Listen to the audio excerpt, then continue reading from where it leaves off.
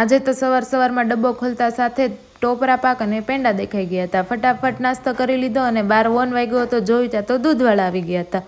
દૂધ લઈ લીધું અને કામ કરી નાખ્યું હતું. પછી તો આજે ક્લાયન્ટ આવવાના હતા એટલે તેમનું વર્ક પણ સ્ટાર્ટ કરી દીધું હતું અને વર્ક પત્તા 2 વાગી ગયા હતા. બધાએ જમી લીધું હતું. આપણે એક જ જમવાના બાકી હતા એટલે આપણે એકલાએ જમી લીધું અને મમ્મી સકેલી રહ્યા હતા કપડાં. પહોંચી ગયા હતા નીચે, કેમ કે નીચે આજે હતો 11 સત્સંગ એટલે આપણે પણ થોડીક વાર સત્સંગમાં બેસી ગયા હતા. ત્યાં તો પેલી સાઈડથી મસ્ત ઠંડુ શરબત આવી ગયું હતું અને શરબત પી અને પછી તો આપણે રોડની સવારી કરવા નીકળી ગયા. ચાલતા ખબર પડી કે હવે તો સાંજ પડી ગઈ છે એટલે ઘરે આવી અને ભાખરી બનાવી નાખી અને આજે તો ફરાળી ભેળ બનાવી હતી એટલે બધી જ વસ્તુ રેડી કરી રાખી હતી. પછી તો ભેળ પણ બનાવી નાખી હતી ને એક સાથે પૂરું ફેમિલી બેસી ગયું હતું જમવા.